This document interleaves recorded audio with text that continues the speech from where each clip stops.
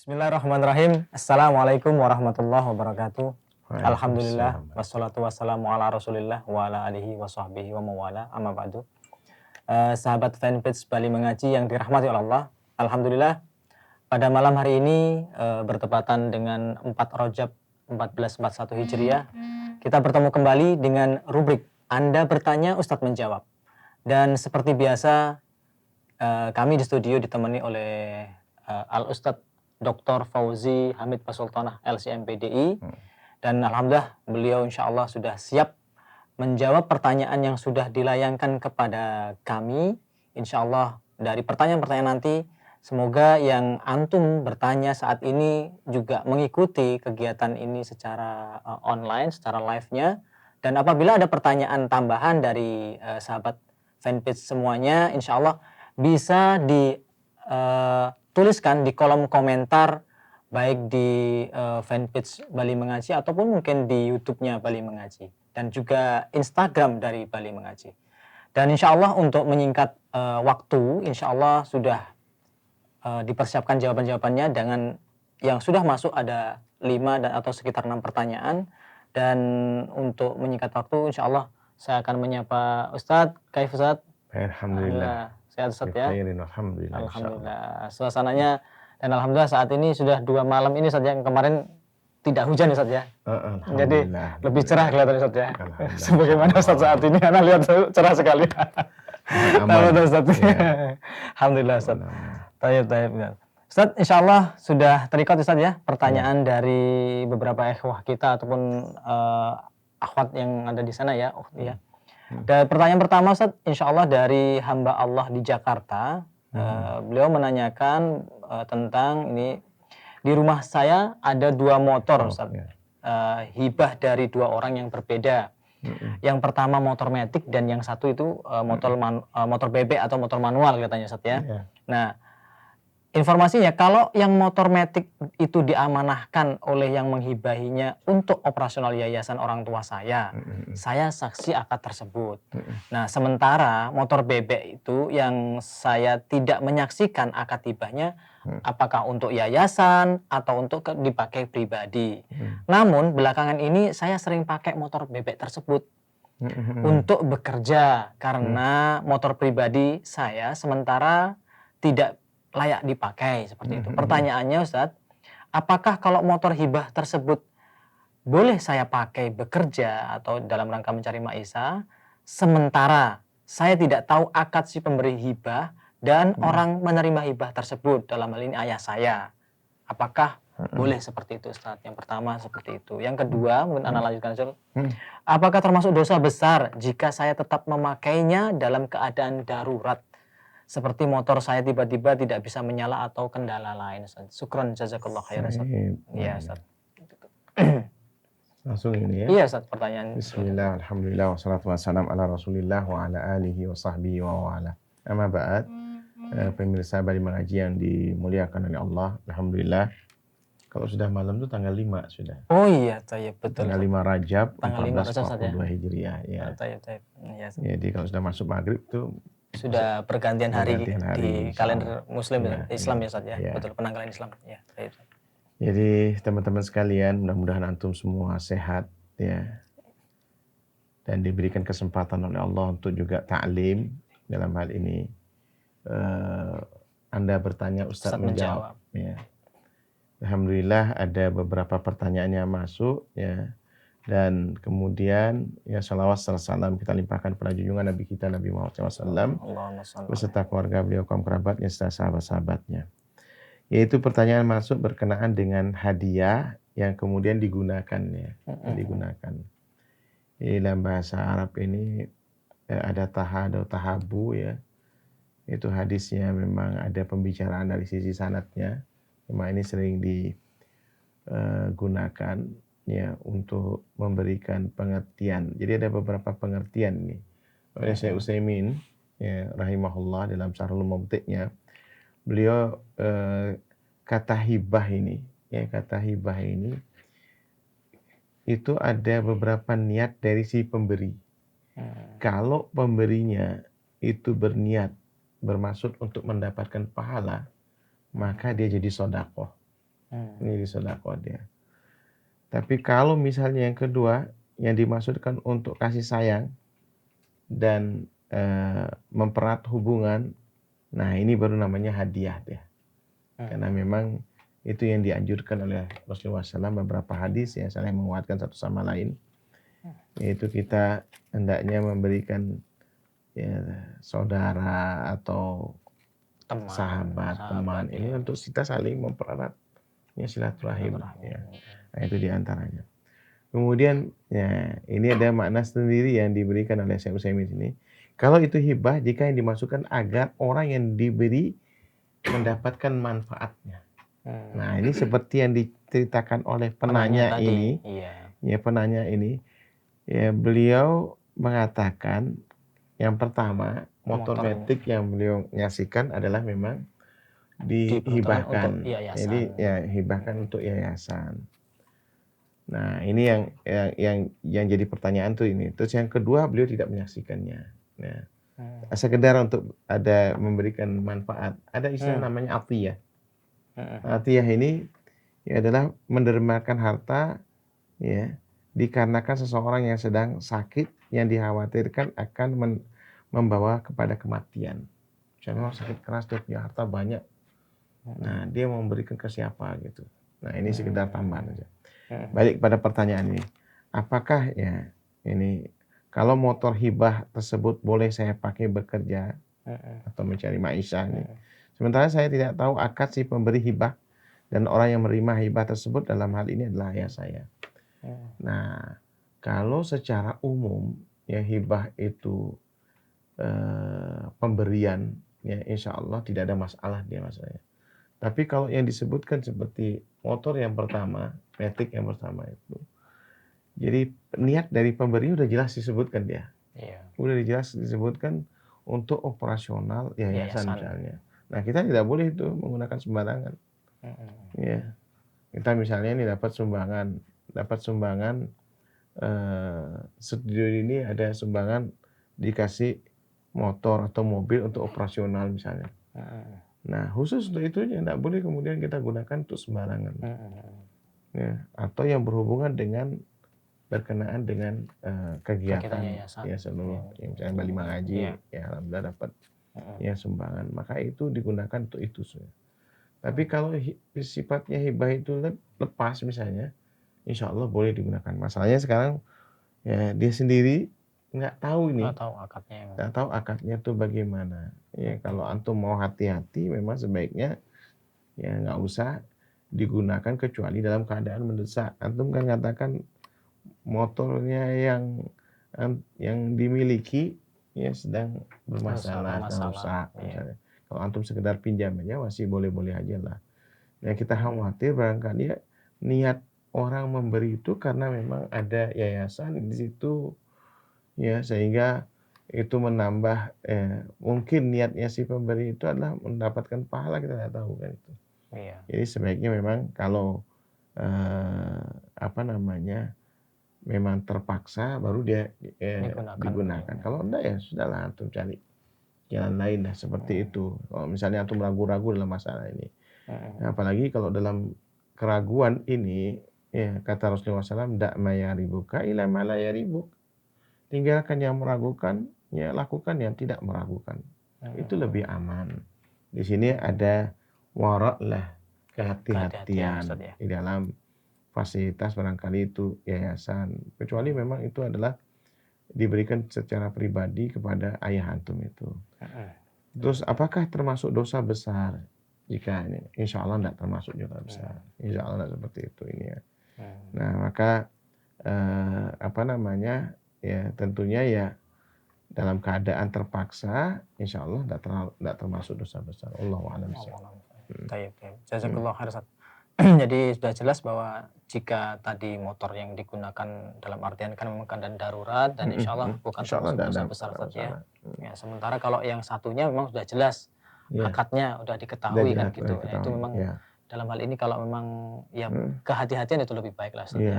Dan bisa menimbulkan jadi fitnah nanti. Oh, dapat hadiah orang karena memang diperuntukkan untuk operasional. Jadi fitnah di kemudian. Allah. Jazakallahu khairan. Kemudian pertanyaan dari yang kedua Ustaz, dari Ibu Nengah di Jimbaran. Pertanyaannya yang pertama, apakah suami atau istri boleh memandikan pasangannya yang meninggal? Itu Ustaz. Terus kemudian gimana Ustaz? Dijawab langsung Ustaz? Iya, Bu Nengah ya, barakallahu ya fiik ya. Yaitu tentang bagaimana apakah pasangan itu boleh memandikan? Boleh. Boleh. Jadi ini memang terjadi ketika para sahabat hendak memandikan ya Rasulullah SAW. Bingung ini.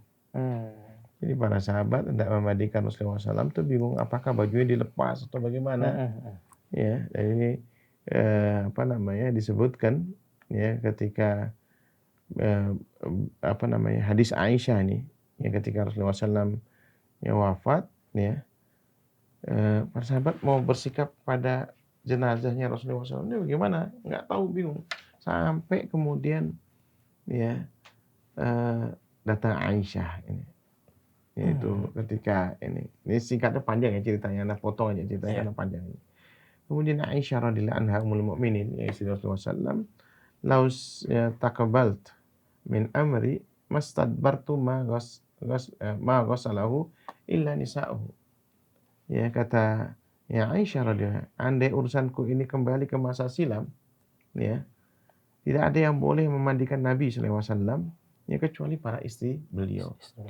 Artinya ya ini para istri Rasulullah SAW memandikan ya Rasulullah SAW. Ya berarti dalam ya kasus seperti ini dibenarkan atau dibolehkan istri memandikan suaminya atau sebaliknya suami memandikan istrinya. Allahu a'lam bishawab. Iya. Ya. Jazakallah khairan. Kemudian pertanyaan berikutnya yang berhubungan dengan masalah itu tadi, apa ini kok? Enggak terlihat menantu ya, ini. Ya. Menantunya Ustaz ya? Iya. Oke, apa ini?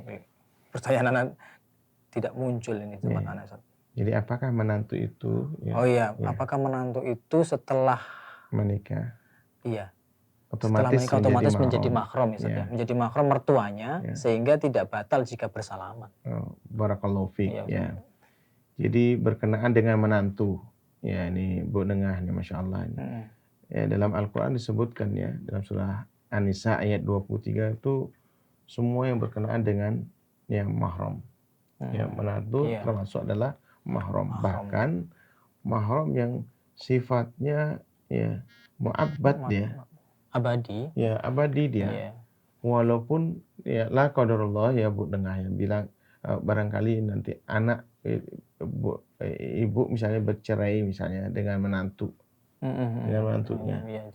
La qadarullah maksudnya jangan sampai terjadi lah. Ini cuma ya bagaimana posisi yang menantu itu dia mahram sebagai ini. Kalau misalnya bercerai ini, maka dia tetap mahram kita. Walaupun dia bercerai dengan anak kita. Dia mahram kita dia. Karena nggak boleh memang. Misal dia telah pernah mengawini anaknya, terus kemudian mau mengawini mertuanya nggak bisa. Iya. Ya kan gitu. Itu kata yang sudah dikategorikan mahram abadi ya. Mahram abadi. Atau sebaliknya, misalnya ibunya udah dinikahi, terus dia mau menikahi anaknya nggak bisa. Ya, nggak bisa dia menikahi anaknya. Jadi mahram sudah mahram abadi dia ini. Nah, terus berkenaan dengan tadi ini ada pertanyaannya, apakah batal ya itu bersalaman? Enggak ada batal ya bersalaman itu.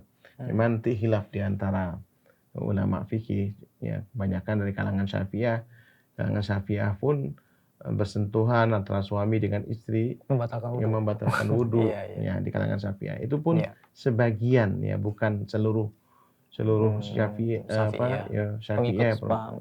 mengatakan seperti itu. Sebagian. Jadi tidak membatalkan wudu. Ya, yang membatalkan wudu itu kalau disertai dengan syahwat.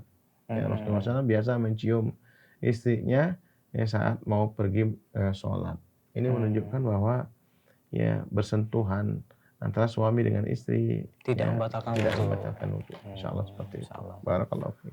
Jazakallah khairan Ustaz atas jawaban yang sudah antum berikan, dan dilanjut kepada pertanyaan ketiga dari Ummu Zaid di Monang Maning. Assalamualaikum Ustadz, bolehkah dijelaskan bagaimana hukumnya jual beli yang kita hanya memasang gambar-gambar di status handphone Ustadz ya. Nah, tapi tidak punya barangnya. Nah, baru akan ambil di seller penjual yang lain Ustadz ya. Di agent biasanya. Ya, gitu. Ketika ada yang membeli, apakah penghasilan dari sistem komisi atau menaikkan harga barang ini diperbolehkan? Kayaknya seperti itu tuh pertanyaannya Ustadz ya. Baik Ustadz. Syukron. Baik, barakallahu fiik ya, dengan Ummu Zaid ya. Ya, barakallahu fiik. Jadi ini termasuk ya dalam jual beli salam ya. Ya, jual beli salam ini ya dibolehkan dia ya. Yaitu atau disebut juga jual beli salaf ya, salaf. Ada jual beli dengan uang di muka secara kontan, sedangkan barang dijamin diserahkan tertunda. Ya.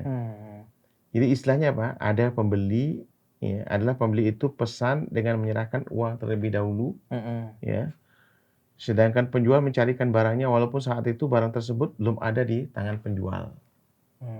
Ya, tangan penjual. Ini kayak sekarang inilah ojol lah, apa istilahnya? Online ya. Jual beli online seperti itu ya. Rata-rata kan memang menggunakan media WhatsApp statusnya berjualan ini tapi belum punya barangnya. Tapi sudah PO, ya paling tidak kan sudah ada dengan pihak agentnya atau penyedia barang tersebut, nanti kalau saya ada pembeli saya ngambil ke kamu ya kan gitu. Istilahnya kan sudah ada perjanjian secara lisan kan seperti itu mungkin Ustaz. Jadi seperti ini nih insya Allah dia boleh ya, insya Allah dia boleh. Apalagi kalau seandainya misalnya dia kayak dia punya sendiri misalnya, jualan nasi misalnya, nasi kebuli misalnya. Cuma sekarang belum ada nasi kebuli di sini. Biasanya sesuai dengan PO ya. Mudah-mudahan lancar nih yang biasa ngasih ya kebuli ini. Misalnya seperti itu. Kalau dia bikin misalnya sendiri, sekarang nggak ada pembeli kan rugi dia. Makanya kita sering doakan aja yang sering iklan di sini nih. Mudah-mudahan lancar rezekinya kan gitu. Amin. Iya kan. Nanti. Cuma jangan kasih gambar terus sama kita ini, jadi tidak seringnya gambar di status ya. Gambar terus ya. Jadi misalnya dia punya sendiri, insya Allah ini lebih mendekati bolehnya. Nah sekarang yang jadi pertanyaan di sini, kalau seandainya dia ngambil dari orang lain, reseller lah. Iya, reseller. Ya reseller lah. Dia hanya ini, tapi dia sudah punya langganan lah. Dia tahulah ini, dan dia sudah sering biasa menjual seperti itu. Dan dia tahu barang itu memang ya ada di agent itu. Ya, di agent itu yang stokisnya itu. Iya. Betul. Nah ini yang seperti ini teman-teman sekalian, itu insya Allah ya tidak masalah. Ya insya Allah tidak masalah. Ya asal dia sudah memang punya kerjasama dengan baik. Kemudian ya barang itu ada dan sesuai dengan kriterianya. Karena memang harus ada ya, bai'us salam ini dibenarkan berdasarkan Al-Quran, Sunnah, semuanya itu ya disebutkan ya. Ada pendalilan masalah itu Ustaz ya. Dalam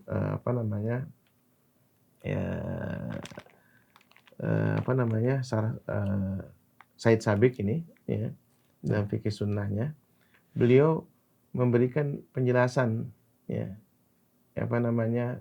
beberapa dalil firman Allah Subhanahu wa taala, ya ayuhan ladina amanu idza tadayantum bidain ila ajalin musamma faktubuhu. Ya. Itu dalilnya wahai ya, orang-orang yang beriman, kalau seandainya kalian itu bermuamalah ya tidak secara tunai untuk waktu yang tertentu hendaknya ditulis. Ya, jadi waktu pembeli ini dia menyerahkan, terus kemudian dia sebutkan apa barangnya yang mau dibeli, ya, dan kriterianya sudah jelas seperti yang digambar. Jangan gambarnya bagus, barangnya tidak sesuai. Ya, jadi harus ya persyaratan terpenuhi, karena ini yang menjadi biasanya sering bermasalah tuh di situ. Iya. Ya kan, kita sering itu kan beli online itu gambarnya bagus, ternyata yang dikirim itu tidak sesuai dengan gambar. Itu pertama. Kemudian, jadi memang harus ada juga jaminan kalau tidak sesuai dengan barang yang ini bisa dikembalikan. Gitu ya. Biasanya dari penyedia layanan online ini, dia pada persyaratan yang bisa nanti disepakati antara penjual dan pembeli. Dan biasanya kan kita lihat itu karena diberikan rating lah kalau misalnya bagus dia. Biasanya dari pihak pembelinya kan sering memberikan komentar atau review atas barang yang dibeli kan gitu Ustaz. Oh, sesuai dengan yang diinginkan. Ya. Sekarang itu sangat memudahkan, apalagi kalau misalnya antum tinggal di desa, di daerah terpencil yang sulit untuk mencarikan barang-barangnya ini. Dan itu misalnya antum punya kesempatan dan lihat, wah ini teman anak punya barang seperti ini anak sampaikan. Ini beberapa anak pernah daerah Bondoso, ini ada tempat sepupu anak di sana nih, abahnya Muhammad ini. Jadi ada satu sekolah, masya Allah, anak-anak madrasah aliyah nih, mereka sudah diajarkan seperti itu membantu mbok-mbok yang jualan di rumah. Ya, membantu mbok-mbok ini jualan di rumah, dia kan dia bagaimana dia ini kan media sosialnya jadi media sosial dengan kerjasama seperti ini teman-teman sekalian, insya Allah apalagi di musim pandemi ini, yang penting syarat-syaratnya terpenuhi. Yaitu antara penjual dengan pembeli ini diantaranya apa? Syarat-syaratnya berkaitan dengan upah diserahkan pembeli, yaitu jelas jenisnya, jelas jumlahnya, ya diserahkan secara tunai ketika akad berlangsung, tidak boleh dengan pembayaran tertunda. Dia sudah bayar itu, sudah bayar, kemudian setelah itu baru nanti dikirim barangnya nih dari pembeli ini. Maka yang ini akad salamnya adalah sudah dijamin oleh penjual. Barangnya bukan barang reject ya, atau KW-nya tuh antum tawarkan KW 1, taunya KW 10 nanti KW-nya itu kualitasnya. Nah, ini tidak benar seperti itu nih. Barang yang dijual diketahui ciri-cirinya dan jumlahnya sehingga bisa dibedakan dengan yang lainnya. Kemudian juga kapan barang tersebut sampai ke pembeli harus jelas waktunya. Misalnya sudah menggunakan jasa kurir misalnya, pengiriman misalnya. Biasa pengiriman tuh berapa lama dia? 3 hari kah? 1 hari sampai kah? Itu tergantung, biasanya sudah ada pilihan di situ. Nah, ini insya Allah dibenarkan nih Mas. Ini juga barakallahu fiik bagi penanya ini. Jadi disinilah kesempatan kita mencari solusi di musim pandemi ini, bagaimana kita tuh selalu bergerak. Bergerak, jangan nganggur lah. Perjualan. Atau cuma modal HP-nya tuh bisa. Dengan handphonenya saja. Makanya kan silaturahim disuruh sama Rasulullah SAW. Man sarra ayyabsuta rizqahu falyasir rahimah. Jadi barang siapa yang ingin dimudahkan rezekinya, maka banyak-banyak silaturahim. Banyak-banyak berziarah juga ke teman. Karena sengaja kenalkan anak-anak muda nih, anak keponakan anak ajak sekarang ini. Biar kenal di masjid nih, si fulan ini. Ini antum harus kenal nih, dia jualan ini. Antum bisa membantu dengan modal ini. Anak-anak muda sekarang main HP, main game, tidak menghasilkan, bikin jengkel. Lihat itu di anak-anak muda di Bondoso, desa terkecil. Subhanallah. Jadi mereka membantu menjual sehingga mak-mak dia bisa bekerja. Menjualkan barang dari mak-maknya. Ini salah satu di antara transaksi salam. Nah, yang tidak boleh begini nih.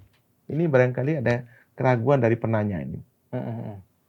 Yaitu misalnya antum nih ada HP nih, padahal antum cuma memegang gini aja. Tapi terus ngomong-ngomong, anak HP mau anak jual. Padahal antum cuma ngomong aja. Terus anak ketemu sama Badrimin misalnya, anak ketemu. Ustaz, antum punya HP ini enggak nih? Anak ingat, oh ini ada di sini. Oh ada, di sini dah. Padahal antum belum tentu ini belum ada menjual ini. Ini namanya al-bai' ma laisa lahu ma indah. Ini enggak boleh ini. Menjual sesuatu barang yang tidak ada ininya, nggak ada sebenarnya niatnya antum tidak ada menjual. Cuma anda aja yang berini ini tidak boleh. Anda saja yang berasumsi, oh jangan-jangan mau Kepedean nih dijual. Ustaz ya. Kepedean Kepedean. kayaknya mau dijual kayaknya gitu ya Ustaz ya. Ya itu. Tapi sudah berusaha untuk menangkap ada pembeli yang mau ini. Ya. Oh ya kayaknya ada gitu. Nah ini mohon maaf juga ini teman-teman makelar misalnya. Ya ini teman-teman makelar ini kadang-kadang sudah ngeliat rumah dijual langsung ditaksir sekian. Dia harus pegang betul siapa yang punya rumah. Bila perlu dia harus punya kantor resmi dan sebagainya. Jangan kemudian ini yang sering terjadi kan begitu. Ada uang dengar, ada uang lihat, ada uang. Nah, ini menjengkelkan tiba-tiba bisa berkembang. Ini yang tidak dibenarkan ya teman-teman sekalian. Hal-hal yang seperti ini yang tidak boleh. Ada cuma dengar aja kan anak tadi saksi itu. Nah ini akhirnya ribut semua ini. Tidak ada istilahnya dari pihak yang memiliki barang tersebut ada amanah kepada yang makelarnya tadi Ustaz ya. Jadi dari makelar pun harus jelas Ustaz di situ. Jadi misal nih si fulan mau menjual rumahnya harus jelas. Ana titip sama antum saja, ana tidak titip sama dia. Ana titip menjualkan sama itu dan antum sudah harus punya juga ditulis ayat ini makanya kenapa dijadikan dasar oleh Syekh Sabiq ya rahimahullah ya dalam fikih sunnahnya. Beliau mengatakan apa? Ya karena dia harus tertulis antara penjual dan pembeli dia ada di situ ini ya. Nah, adapun nanti pembagian hasilnya biasanya sudah ada dari sistem komisinya. Ya, sistem komisinya pasti ada lah. Nah, kalaupun menaikkan barang ini dia harus ini juga sepengetahuan sellernya saja. Artinya si pemilik barang utama ya harus tahu ini yang jadi masalah. Jadi tidak boleh istilahnya sesuka kita karena pegang pembeli nih soalnya anak mau naikkan gitu nggak boleh juga Ustaz ya. Nggak boleh. Jadi harus dia jelas ada kesepakatan dengan pemilik barang. Dan biasanya kan gitu dilihat pembelinya ini kayak mampu dah langsung dinaikkan. Harga 1M jadi 2M. Itu kan akhirnya bisa jadi apa? Pemiliknya rumah itu, properti itu nggak jadi. Enak aja. Nah, itu yang kemudian jadi permasalahan, jadi keributan. Ya, ini kalau misalnya barang-barang kecil sih enggak apa-apa.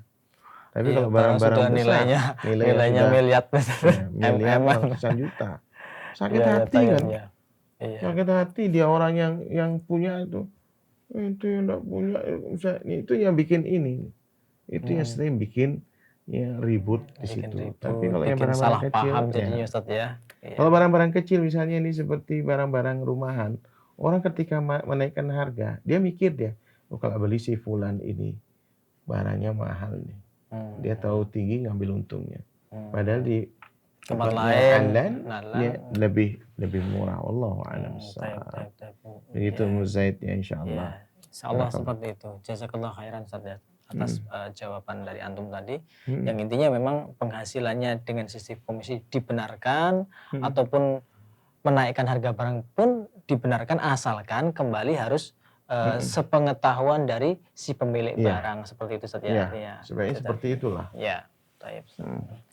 Baik Ustaz, pertanyaan berikutnya Ustaz dari saudara Kresna domisili di Surabaya. Pertanyaannya, bagaimana pandangan Islam dan hukumnya mengenai berobat secara alternatif?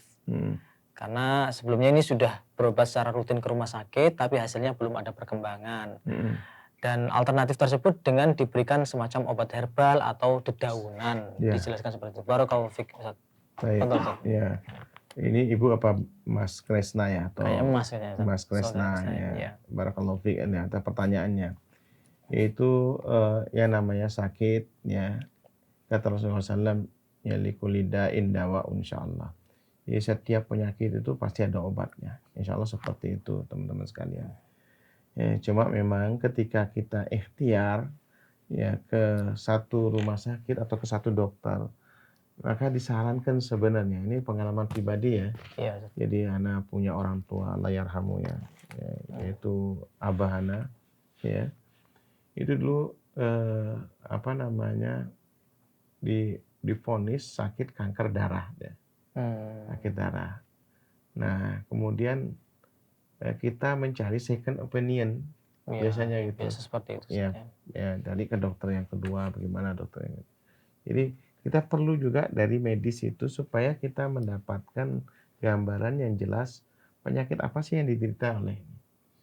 Insya Allah kadang-kadang dari 2 atau 3 pendapat dokter ini dan mudah-mudahan bisa melengkapi satu sama lain. Ya. Karena biasanya dokter mempunyai pengalaman-pengalaman ya pribadi mereka masing-masing dalam menangani pasiennya. Ya. Walaupun tuh penyakitnya sama misalnya dari hasil lab itu penyakitnya sama, itu dokter nanti bisa melihat dari beberapa sisi. Ya. Dan ini teman-teman sekalian, ya kita bisa melihat seperti penderita penyakit seperti kemarin adiknya Ustadz Iwan kemarin, ya kan. Iya. Jadi ternyata ketika pindah ke dokter yang satu dengan dokter yang lain ada yang paling tidak ada punya pengalaman atau lebih ahli, kemudian dia bisa mengambil tindakan. Keputusannya bagaimana kan itu. Bagaimana yang lebih itu. baik lah Ustaz ya. Itu ditempuh dulu. Yang kemudian yang kedua, bila mana alternatif yang kita perlukan, kita juga mencari. Sekarang kan alhamdulillah ya bisa nyari. Kalau dulu yang kita lakukan mencari di internet beberapa jenis penyakit yang sama dengan yang penderita ini, yang sakit ini. Kita cari di situ. Kemudian nanti pasti ada beberapa pengalaman-pengalaman. Dan tidak ada salahnya antum coba. Kemudian dari percobaan itu antum bisa nanti ke hasil lab. Ya. Nanti ada tidak perkembangan dari hasil lab tersebut. Ini hasil lab tersebut.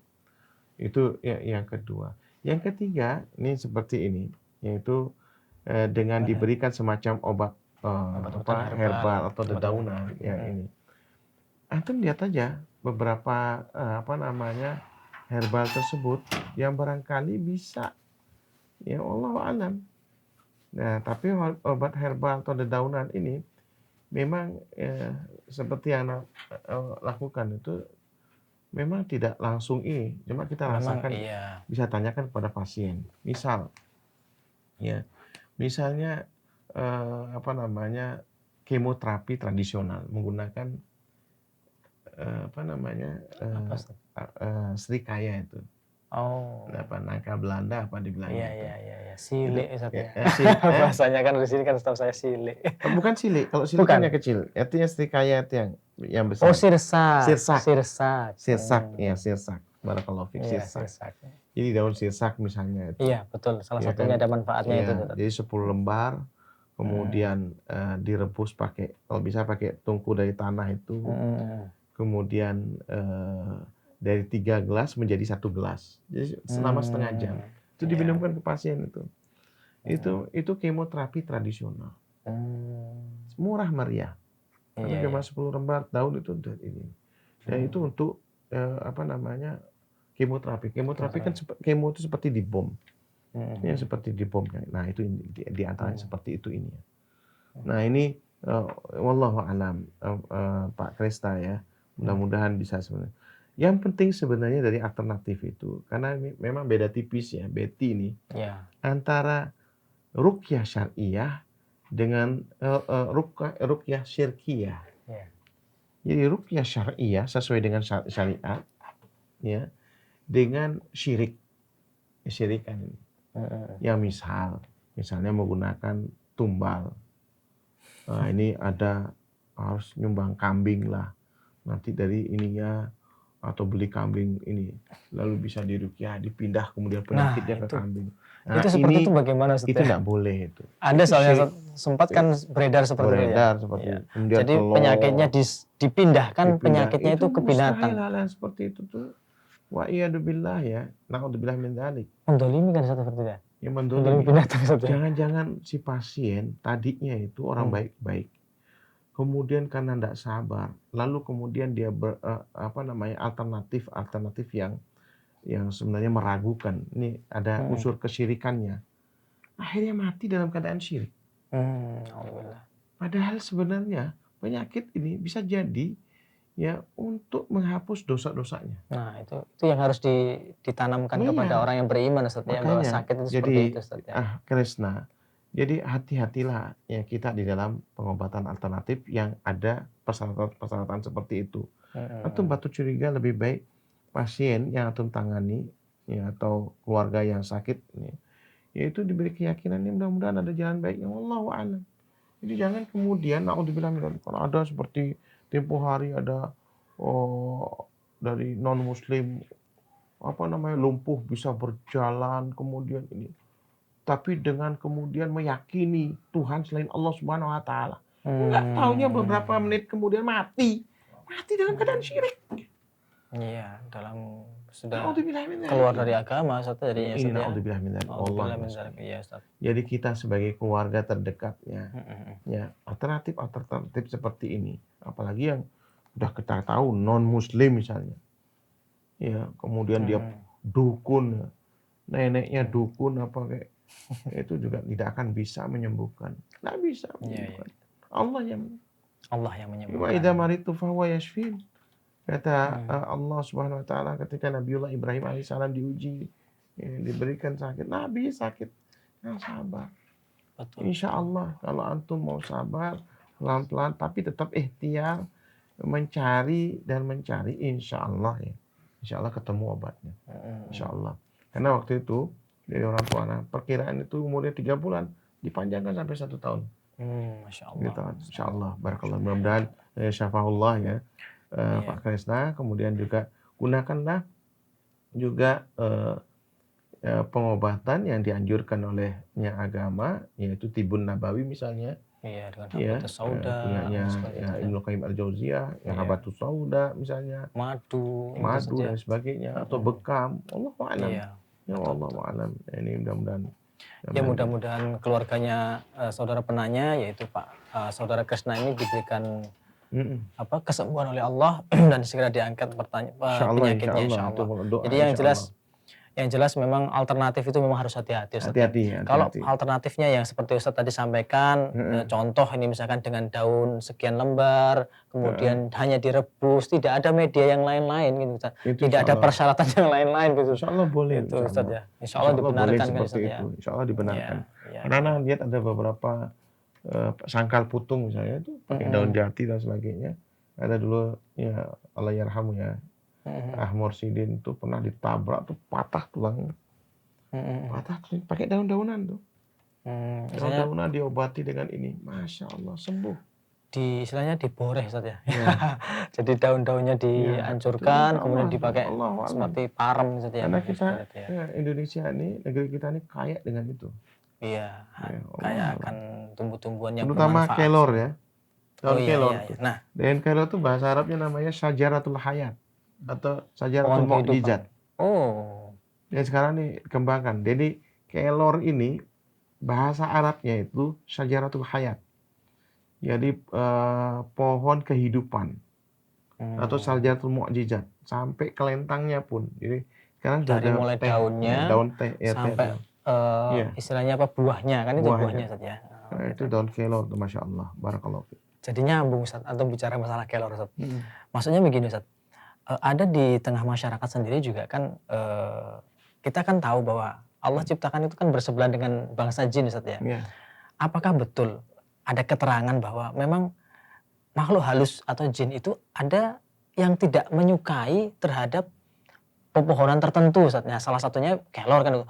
Kenapa sampai kan kelor kadang-kadang kalau di Jawa itu kan daunnya juga dicampur dengan air, selain kapur barus juga untuk memandikan jenazah seperti itu, Ustaz. Karena Wallahu'alam seperti itu, Ustaz. barangkali ya. Barangkali gitu, Ustaz, seperti ya. itu. Bisa jadi seperti itu. Iya. Soalnya jin sama seperti kita, cuma bedanya mereka tidak terlihat. Jadi ada yang disuka, ada yang tidak disuka. Kalau keterangan terkait dengan pohon yang yang sekarang dibudidayakan oleh kaum Yahudi, pohon horkot kan jelas kan, Ustaz, ya, bahwa itu pohon tempat persembunyiannya jin kan gitu saja. Itu makanya kalau di masyarakat Jawa ya kebetulan anak kan juga sana kan beredar bahwa kalau pohon kelor itu ya memang salah satunya kalau misalkan nih ada orang yang ya terkena semacam penyakit kesurupan, kerauhan, kalau bahasa sini mungkin saja, bahasa di Bali kan kita ketahui kerauhan itu. Salah satu medianya itu adalah ya menggunakan tadi tuh daun kelor gitu kan. Ya mungkin tetap dengan keyakinan kita, dengan doa-doa yang sudah dituntunkan oleh Nabi kita Ustaz ya. Itu kan hanya sebagai wasilah yang dibenarkan Ustaz ya, seperti itu ya. Sekarang masyayikh banyak dari Saudi kalau datang ke Indonesia itu biasa minta dicarikan itu daun kelor yang udah dikeringkan. Jadi teh memang itu Masya Allah ya, Syajaratul Hayat namanya. Ada di tempat kita gampang nanamnya. Iya. Ternyata nanamnya itu. Barakallahu fiik. Jazakallah atas jawaban yang antum sampaikan tadi. Ini pertanyaan berikutnya dari Fulanah di Badung, Ustadz. Yang pertama yaitu pertanyaan, bagi wanita yang berada di rumah sendirian dan hendak membaca Al-Quran, apakah harus menggunakan kerudung? Bolehkah tidak memakai kerudung, Ustadz? Seperti itu, Ustadz. Baik, barakallahu fiik, boleh aja ya, tapi memang sebaiknya ya kita ya baca Al-Qur'an menggunakan pakaian yang sopan, menutup aurat ya, itu lebih utama daripada dia terbuka auratnya. Ya, karena nanti kan barangkali dia lewat ayat-ayat yang sajdah, dia sudah siap langsung takbir, langsung sujud. Nah, itu diantaranya seperti itu ini. Boleh saja, insyaallah. Kemudian pertanyaan kedua, untuk menghitung zakat emas, apakah dengan harga emas yang beredar atau menggunakan harga buyback yang beredar? Ya, barakallahu fiik ini. Jadi zakat ya emas ini yaitu memang kita menggunakan harga yang standar ya. Yang beredar berarti. Yang beredar berarti dia. Ya, beredar dia. Karena kalau buyback ini kalau diartikan bahwasanya itu dijual kembali kepada itu kadang-kadang susutnya itu enggak jelas dia. Berapa persen susutnya. Jadi yang di standar itu yang digunakan ya harga yang tercantum pada waktu itu. Dan memang emas ini dia memang dari dulu ya, dari zaman para rasul dulu selalu menjadi nilai tukar uang yang tidak pernah berubah, nggak pernah berubah. Betul. Ya, dulu 1 ekor kambing harganya 1 dinar. Ya, 1 dinar anak kambing itu harganya 1 dinar dulu. Sampai sekarang 1 dinar. 1 dinar. Jadi uang dinar itu rata-rata 1 dinar itu 4 gram emas. Jadi 1 ekor kambing sampai sekarang harganya sebegitu. Nggak berubah. Misalnya sekarang 1 gramnya berapa ya? 750 misalnya. Iya kan? 750 misalnya per gram atau di atas itu misalnya. Berarti kan kalau 1 dinar berarti 3 juta dia. 3 jutaan, iya. Iya kan? Kalau kali 4 itu 3 juta dia. Nah, kalau 3 juta berarti kan harga kambing segitu juga harganya. Iya. Ya kan kisahnya sahabat yang disuruh sama Rasulullah SAW, ini beli seekor kambing. Ini sahabatnya cerdas, beli yang kecil-kecil. Ya, sahabatnya cerdas, 1 dinar dapat 2. Mau pulang menuju Rasulullah SAW, ada sahabat lain lewat, mau kemana? Mau ke Rasulullah. Boleh nggak aku beli kambing? Oh, boleh aja. Yang berapa? Dia jual 1 dinar. 1 dinar dia jual. Udah gitu sampai kepada Rasulullah SAW, ya lalu apa? Ini Rasulullah, ini uangnya, ini kambingnya. Loh, kok bisa seperti ini? Diceritakan tadi. Wah, ini kata Rasulullah SAW, ini kalau jual apa saja dia pasti dia dapat untung bisa 100%. Ya ini dibolehkan juga mengambil keuntungan 100%. Kembali kepada ini, emas ini, nah, saya juga agak aneh juga ketika ada transaksi dinar atau dirham itu dilarang. Ini agak aneh menurut saya.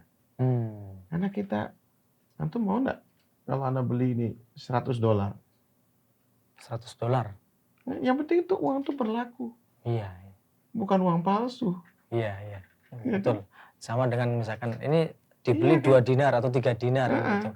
Ya enggak apa-apa Ustaz. Yang penting ada fulusnya, ada dinarnya. Apalagi ada kan gitu. Di Bali ente. Di Bali ini kota internasional. Nggak kenal hanya rupiah. Dolar banyak beredar. Banyak bisa. Euro ada juga Ustaz. Kita ini aneh-aneh kadang-kadang. Aneh-aneh ini. Ya kita ini. Kalau memang kita mau kuat memang. Kembali ke uang dinar. Ini lebih kuat dan jauh kekhawatiran kita karena inflasi dan itu lebih bertahan Iya, uang dinar. betul. Iya. Dan sampai sekarang uang dinar itu karena memang subhanallah Allah menetapkan dinar dan dirham. Ya, nah ini teman-teman sekalian ya, mudah-mudahan bisa ini. Ya, jadi Barakallahu fiik ya menghitung zakat nih. jadi tetap nisabnya misalkan kan 85 gram Ustaz ya. Ya 8 Misal gram. selama Itu 1 karena haul kan gitu dihitung dari 20 dinar ya. 20 uang. dinar. Oh, kalau uang 20 dinar ya Ustaz ya. Kan berarti ada 4 gram itu kurang lebih ditaksir seperti itu. Makanya hilaf memang di antara ulama ada yang 85, ada ini. Bahkan Ya. ada yang menghitungnya dengan perak. Kalau perak dia lebih ini lagi, lebih rendah lagi dia sudah mencapai nisabnya. Ya. Nisab. Tapi tetap kan hitungannya artinya kembali berapa harga emas yang saat itu beredar kan gitu. Iya, betul. Bukan menghitung karena harga emas yang waktu dia beli dulu kan gitu Iya. Ustaz ya. Ada hitungannya seperti itu. Ya. Jadi memang betul Ustaz yang tadi Ustaz sampaikan bahwa kambing aja harganya 1 dinar sampai sekarang 1 dinar. Ini kami punya orang tua juga begitu.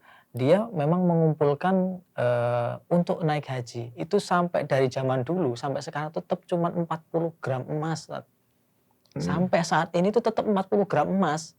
Jadi sudah dihitung 40 gram emas, harga sekarang berapa? Ya itulah pergi hajinya.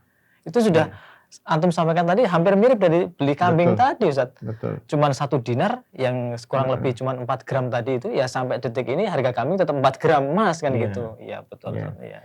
Dan ini kan ini buyback ini kan bisa jadi ketika ada krisis kayak kemarin kita kan langsung bisa naik dan bisa juga turun. Iya kan? Bisa naik dan bisa turun. Kalau turun ini mungkin susut ya.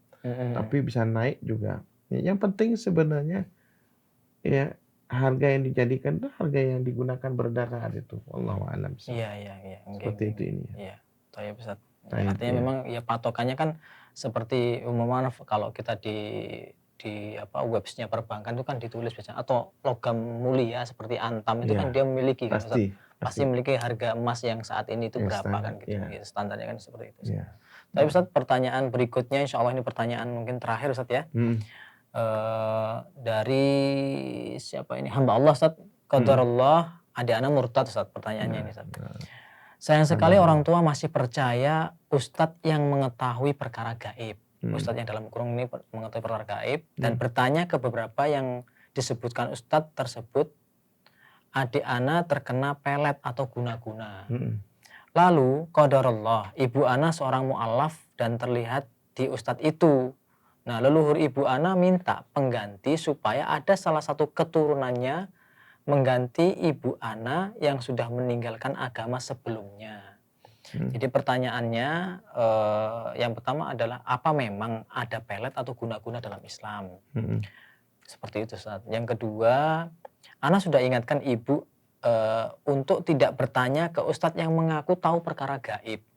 Namun ibu ana malah memarahi dan sekarang ana dibiarkan saja. Apakah perbuatan ana sudah benar atau ada yang harus ana lakukan lagi Ustaz? Seperti itu pertanyaan. Baik, barakallahu fiik ya bagi hamba Allah ini ya. Apa yang antum yang lakukan ini sudah benar ya. Sudah benar ya. Yaitu mengingatkan orang tua kita yang mu'alaf ya. Untuk tidak percaya kepada ustadz yang barangkali tidak jelas ya. Kemudian dia bercerita tentang hal-hal yang gaib ya, hal-hal yang gaib. Wallahu a'lam. Ya wallahu a'lam, mana enggak tahu ya. Barangkali ustadz-ustadz ini juga enggak 100% dia salah. Ya barangkali kemudian ada pengamatan yang ustadz ini bisa melihat hal-hal yang agak aneh ya dari saudara ya, yang murtad ini karena memang bisa jadi pelet itu dalam Islam tuh ada. Guna-guna itu sihir ada. Kan? Kategori sihir Ustaz ya? Iya, sihir termasuk sihir. Makanya kenapa oleh Rasulullah SAW kita diajarkan untuk selalu membaca Qul a'udzu birabbil falaq. Ya setiap pada sholat ya. Pada sholat 5 waktu. Kemudian mau tidur kita membaca Qul a'udzu birabbil falaq. Karena itu maknanya adalah kita supaya terhindar dari orang yang hasad. Syari hasidin idza hasad. Yaitu dari orang yang hasad ya ketika dia dengki kepada ya kita kena udzubillah min dzalik ya. Ya, dan ini sering saya sampaikan, banyak mungkin orang yang mencintai kita, senang sama kita, tapi tidak sedikit orang yang hasut sama kita. Nah itu ini ya. Maka hamba Allah nih, jadi itu ada mungkin barangkali yang ustadz yang ditanya oleh ibu antum itu, ya apa namanya, eh, apa eh, barangkali ada, ya barangkali wallahu alam, ya beliau tahu mungkin itu sehingga diingatkan ini. Jangan-jangan memang ada guna-guna, ya ada yang melet barangkali. Naudzubillah min dzalik. Dan ini memang kejadian ini di beberapa ya ikhwah atau jamaah yang kadang-kadang kurang memperhatikan pergaulan daripada anak-anaknya. Naudzubillah min dzalik. Iya. Makanya nih teman-teman sekalian, ya antum yang punya anak gadis, ya harus dijaga. Ya, terutama juga dari sekarang masanya dunia maya, di rumah pun bisa dipelet, bisa di ini. Makanya hati-hati juga pasang status. Makanya kenapa para ulama yang mewanti-wanti jangan pasang status dengan foto-foto atau gambar-gambar. Ya, ada orang yang tidak senang bisa di ini kan. Ya, jadi kategori penyakit ain lah Ustaz ya, penyakit di medsos ini sudah semuanya macam-macam ada. Semua bisa seperti itu. Nah kan anak apa namanya Syekh Adil Muqbil ya hafizallahu taala, beliau dulu sempat jadi rais amar ma'ruf nahi munkar ya di Saudi Arabia. Jadi beliau bercerita, sekarang lebih canggih lagi orang menggunakan alat-alat sihir itu, bisa dipasang di mobil, di handphone, di ini, canggih. Jadi jin ini ternyata ngikuti teknologi juga, para jin ini. Itu juga pakainya juga seperti itu ininya. Jadi ya bisa jadi canggih juga jin-jin sekarang ini. Iya kan. Nah ini teman-teman sekalian. Jadi itu bisa jadi ada seperti itu. Wallahu a'lam. Kemudian ya apa namanya tadi mengenai ibu, ada semacam tumbal jadinya saja. Bisa jadi semacam tumbal kan. Jangan sampai kemudian diyakini yang seperti itu. Maksudnya karena ada ibunya ibunya masuk Islam, sudah masuk Islam, terus anaknya keturunan harus keluar dari masuk kanannya. Tidak ada Ustaz ya seperti itu. Tidak ada seperti itu. Ini masalahnya ya salah bergaul. Ya makanya para orang tua, antum sebagai saudara laki-laki barangkali ya makanya harus mengingatkan, dan ini kita berupaya karena naudzubillah min dzalik ya saudara barangkali ya, tapi saudara agama kalau sudah beda agama bisa pisah ini. Wa iyadzubillah dia pisah di akhirat pun dia bisa. Ya kan? Nah ini sebagaimana Allah ya ajarkan kepada kita, wa yanqalibu ila ahlihi masrura. Ini adalah orang-orang yang seiman. Dia akan pulang kepada keluarganya ya di surga nanti dalam keadaan sukacita. Tentu yang sama-sama bertauhid, sama-sama beriman, seakidah. Sementara saudara yang beda agama, ya seperti sekarang anaknya Nabi Nuh alaihissalam, istrinya Nabi Nuh, istrinya Nabi Lut.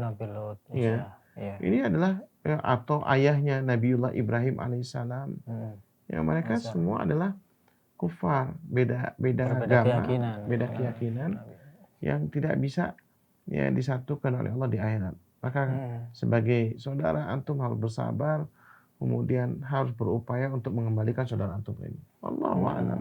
Dan ada beberapa ikhwah yang sudah berhasil untuk mengajak kembali ya keluarganya memeluk agama Islam. Memeluk agama Islam. Makanya disinilah teman-teman sekalian, ini yang penting ini.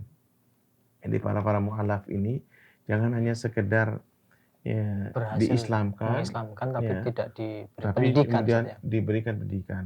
Ya, misalnya ada MCI misalnya ya. Ya barakallahu fik ini. Ada yang namanya picker dan caretaker ya. Jadi ada yang mengajak Islam, ada yang pembinanya. Nah, ini sini ya antum sekarang ya sebagai picker lah. Ya apa namanya? Penjemput. Ya pickernya tuh ya pemetik itu, kemudian caretaker ini adalah pembinanya. Harus pendamping itu. Terus diinikan dengan kesabaran. Insya Allah Allah akan kembalikan saudara antum tuh.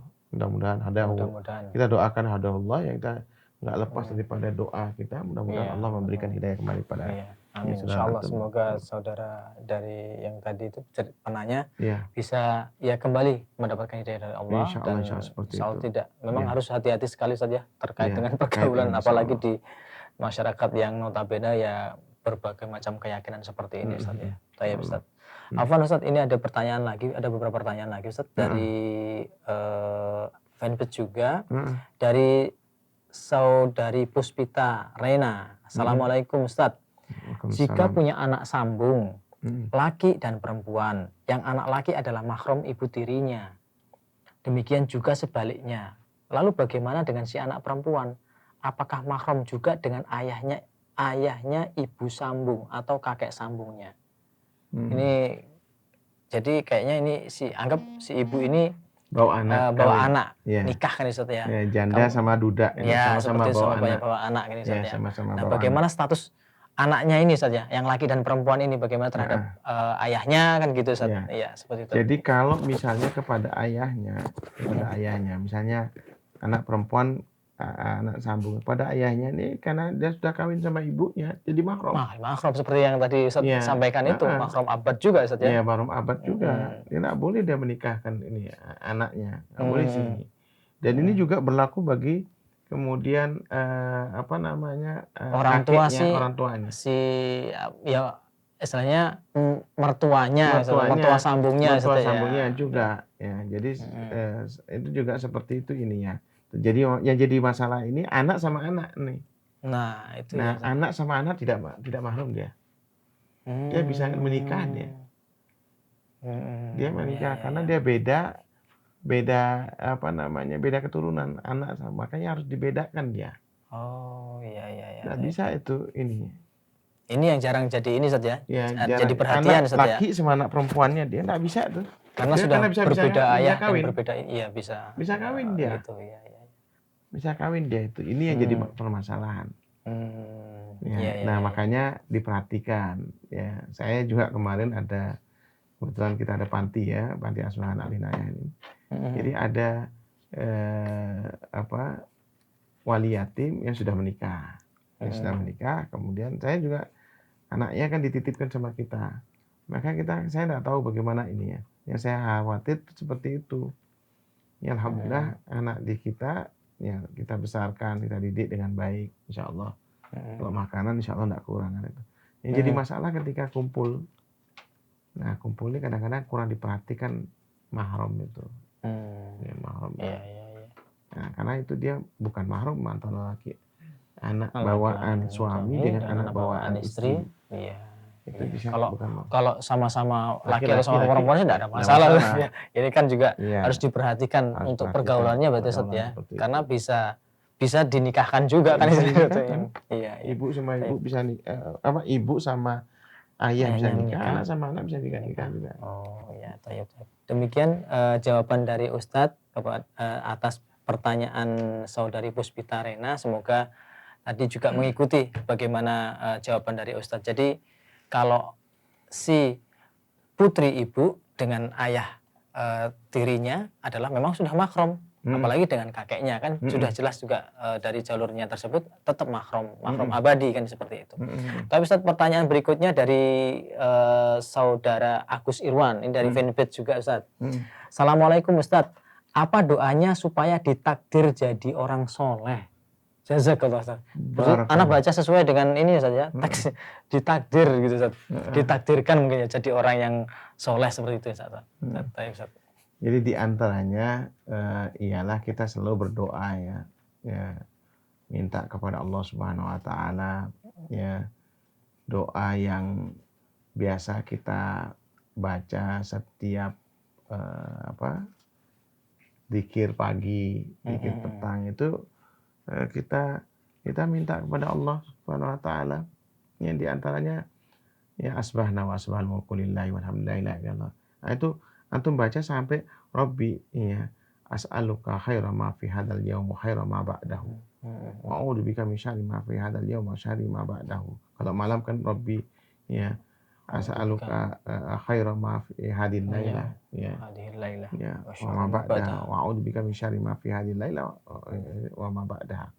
Jadi kita minta kepada Allah yaitu hari ini jadikanlah hari yang terbaik ya, dan hari yang setelahnya. Terus aku berlindung dari hal-hal yang terburuk. Kejahatan ini banyak sekali macam-macam. Kemudian apa? Rabbi a'udzubika minal kasali wasu'il kibar. Maksudnya aku berlindung pada Engkau ya Allah dari malas dan dari ya masa su'il kibar itu masa tua yang buruk. Masa tua yang buruk. Umur kita sudah bertambah, tapi maksiat jalan terus. Itu namanya STMJ. Itu namanya STMJ. Sholat ya STMJ, sholat terus maksiat jalan. Nah, nggak selesai. Maka antum, yaitu Anda bilang change friend, ganti teman. Change friend, maksudnya. Change friend. Ya, ganti lingkungan, ganti teman. Karena antum tidak akan bisa berubah kecuali berteman dengan orang-orang soleh, datang taklim. Kemudian itu nasihat. Karena di dalam tubuh kita ini, di samping jasad ada ruh. Jasad kita kasih makanan sudah. Tapi ruh, apa makanannya?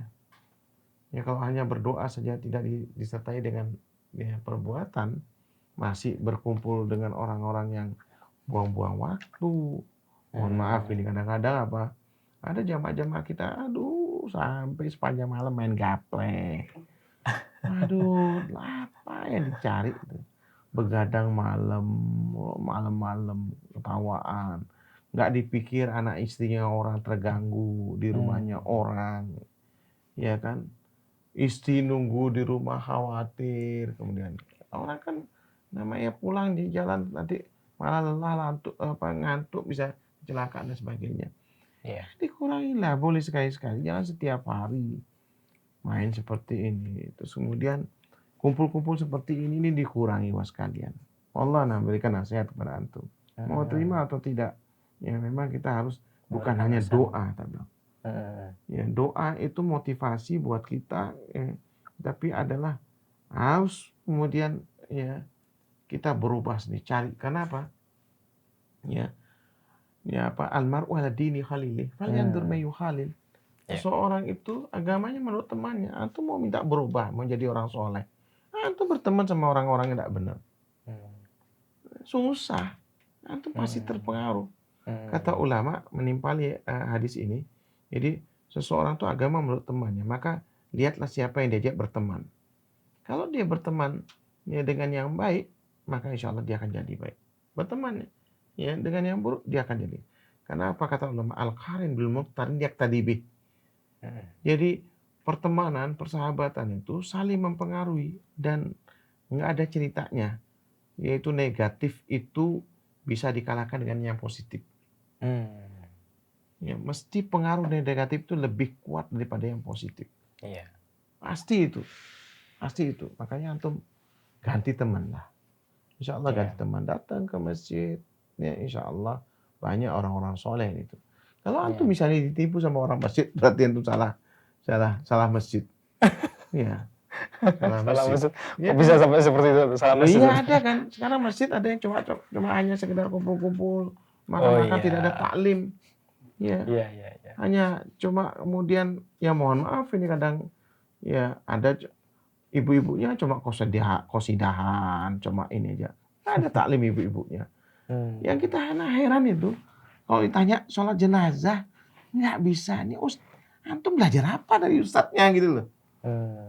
Apa enggak membayangkan sekarang zamannya COVID banyak yang mati. Lalu kemudian anak kita enggak bisa sholat jenazah. Gimana mau waladun sholeh yad'ulahu, anak yang soleh yang mendoakan dia. Ini kadang-kadang juga masjid terlalu kayak kuburan, ya hanya digunakan untuk sholat Jumat saja 5 waktu, kadang-kadang pengajian taklim tidak ada sama sekali. Betul. Ya kan. Ya kalau misalnya dihidupkan majlis taklimnya, diajarkan orang ngaji, sholat, insya Allah lebih banyak berkah. Barakallahu fiik. Yang penting antum ya insya Allah ya, niat antumnya sudah bagus ini. Dan doakan mudah-mudahan antum menjadi orang yang soleh. Amin. Insya Allah semoga jadi orang yang soleh sebagaimana harapan dari saudara Agus Irwan. Insya Allah pertanyaan berikutnya Ustadz dari Fulanah di Palu, Sulawesi Tengah.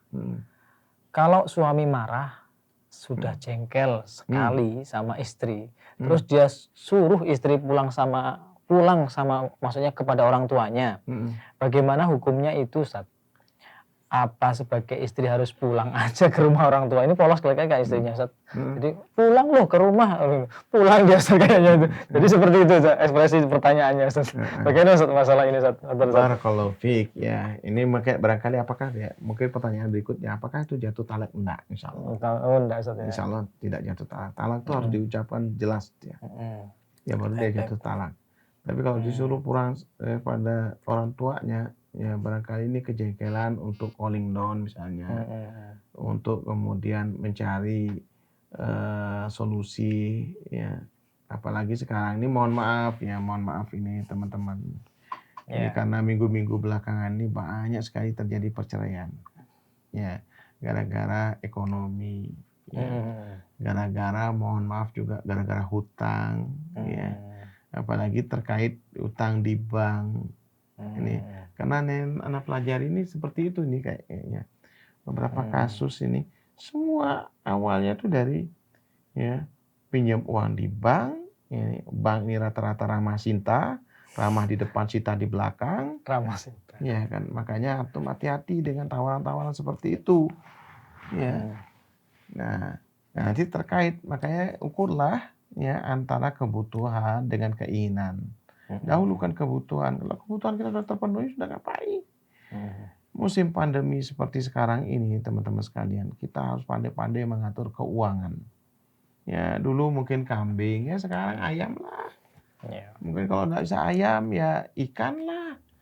Kalau nggak, ya mancing sana. Kalau kan itu sekarang ini orang sibuk pada mancing karena sekarang, masya Allah, ini nih sekarang alternatif yang bagus itu. Faedah juga, Ustaz, ya. Mancing, Ustaz. Nah, dukung cuma ya, jangan hanya ini aja, harus dikirimi juga kan gitu. Kita doakan selamat. Amin. Nah, semoga teman-teman yang punya hobi mancing ini semakin semangat, Ustaz, dengan doa antum juga, Ustaz. Ya. Nah, ini teman-teman sekalian, jangan sampai ini. Jadi, na'udzubillah min dzalik, ini kembali kepada pertanyaan ini. Hati-hati betul nih hutang-hutang ini. Karena itu yang kemudian berdampak kepada keluarga kita. Jadi akhirnya tiba-tiba menjadi pemarah, ya, karena memang kesulitan. Maka kita harus mencari solusi. Bagaimana kita mengatur keuangan kita ini. La qadarullah, ya. Mudah-mudahan tidak ditakdirkan sampai kemudian terjadi perceraian. Nah, mungkin koridor dan kemudian cari jalan tengah, jangan dibiarkan, ya. Jangan dibiarkan berlarut-larut. Itu 3 hari. Harus ada komunikasi. Kalau seandainya disuruh pulang harus 3 hari dalam ini. Karena itu dalam kaidah juga dalam beragama kita disuruh kita artinya tidak ini ngomong sama saudara kita aja 3 hari misalnya. Apalagi kemudian dengan istri kita.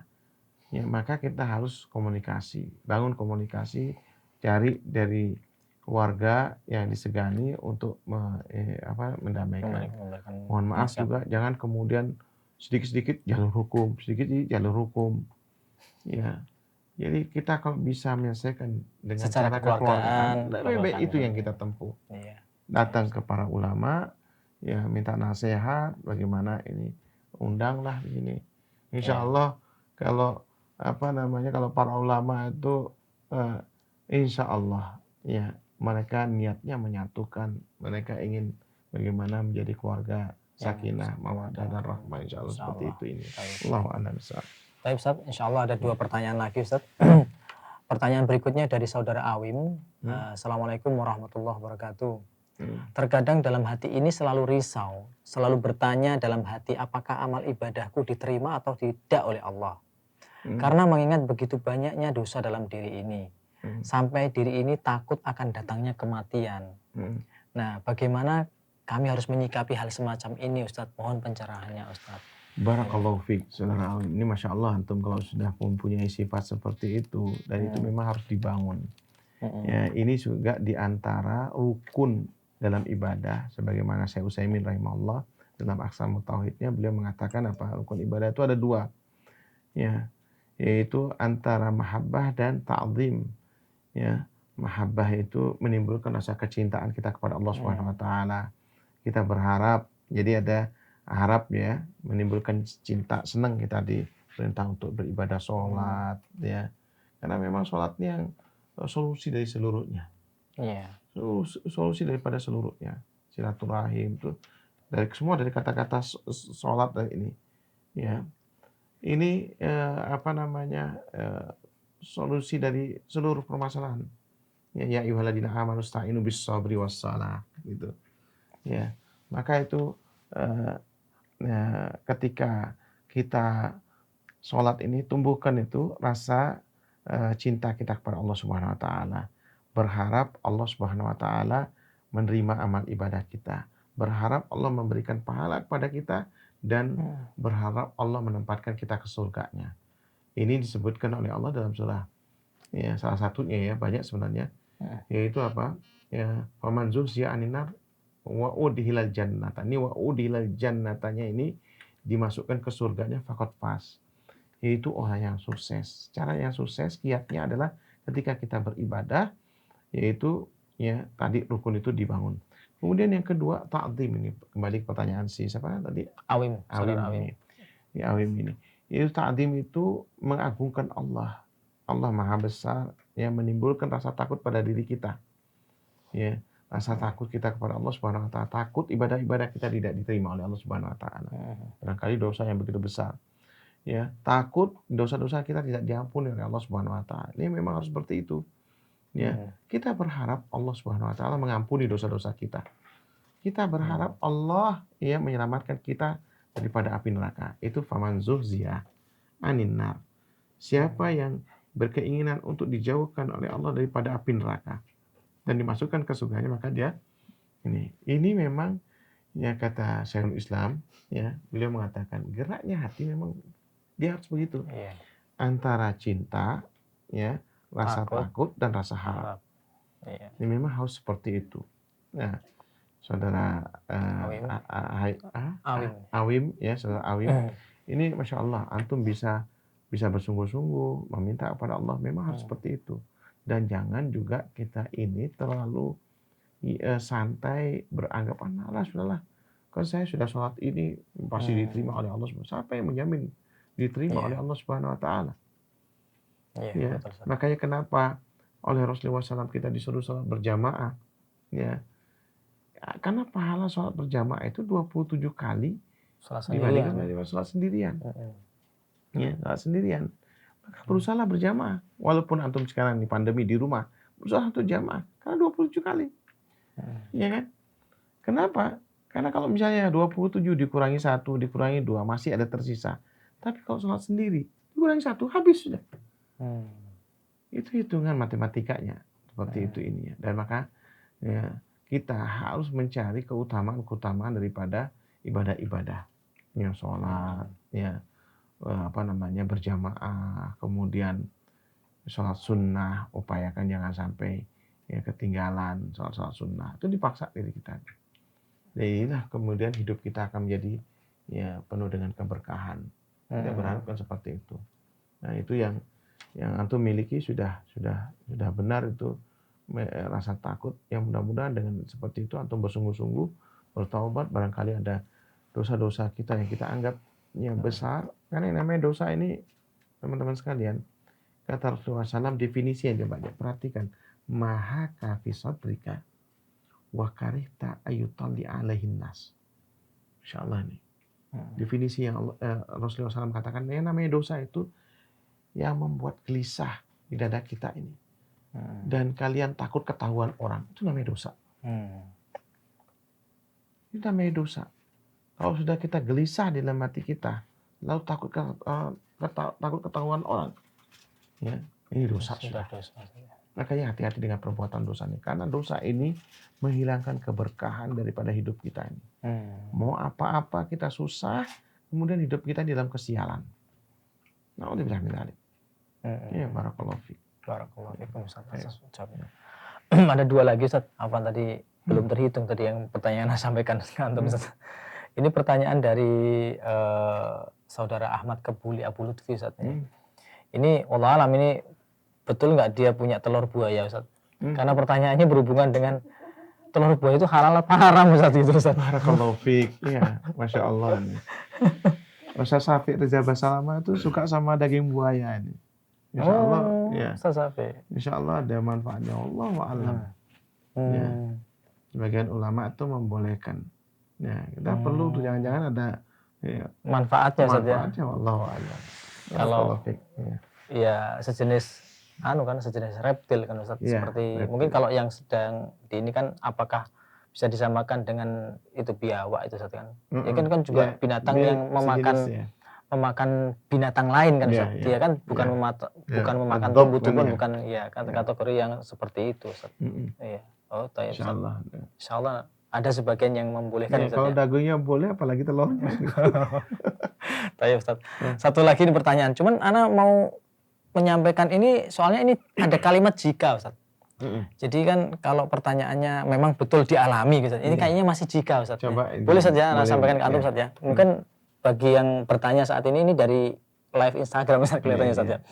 Jadi pertanyaannya jika kita berpoligami, bolehkah kita berhubungan suami istri itu barengan Ustaz dengan pasangan poligami kita? Nah ini anak agak geli sendiri Ustaz mau menanyakan karena kalimatnya ada jika Ustaz. Jangan-jangan yang bertanya ini belum berpoligami atau mau lihat gitu loh Ustaz gitu. Allah alam Ustaz itu Ustaz. Apa betul Ustaz? Karena sama-sama belum praktik, belum pernah jadi orang yang praktek ya Ustaz ya. Jadi wallahu alam ya, kita Ana belum bisa menjawab, jujur Ana belum bisa menjawab apakah itu seperti itu boleh atau tidak, wallahu alam. Iya Ustaz. Jazakallah Ustaz. Karena kita sama-sama Ana sendiri membaca ini berandai soalnya. Kalimatnya jika kan gitu, berandai-andai Ustaz ya. Wallahu alam ini sudah apa belum gitu, yang jelas kan kayaknya belum Ustaz. Tapi tayyib insyaallah jawaban antum ya memang tidak mengetahui ya alhamdulillah sudah. Semoga penanya bisa menanyakan kepada Ustadz yang lain yang memang sudah menjadi praktik berpoligaminya sudah dilaksanakan. Kebetulan kami ini belum kan gitu, jadi kita tidak bisa bertanya langsung segera. Nah, semoga yang bertanya segera betul-betul berpoligami dan mendapatkan jawaban yang pasti dari yang ustadz-ustadz yang lainnya insyaallah.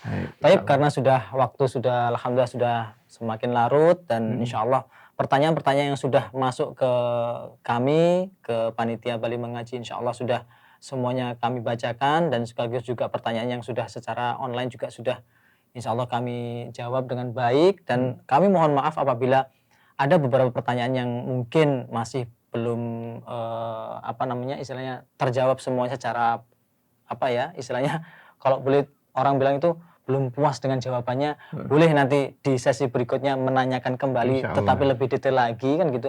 Karena kekurangan kami dalam istilahnya memberikan penafsiran dari pertanyaan-pertanyaan antum, kami mohon maaf, dan insya Allah pada pertemuan berikutnya, insya Allah semoga kita tetap ditemani dengan Al-Ustadz Dr. Fauzi Hamid Basultanah LCMPDI yang selalu mengasuh acara Anda Bertanya Ustadz Menjawab ini, dan kami ucapkan jazakumullah khairan, dan kita tutup pertemuan malam ini dengan doa kafaratul majelis. Subhanakallahumma wa bihamdika asyhadu an la ilaha illa anta astaghfiruka wa atubu ilaik. Assalamualaikum warahmatullahi wabarakatuh. Waalaikumsalam.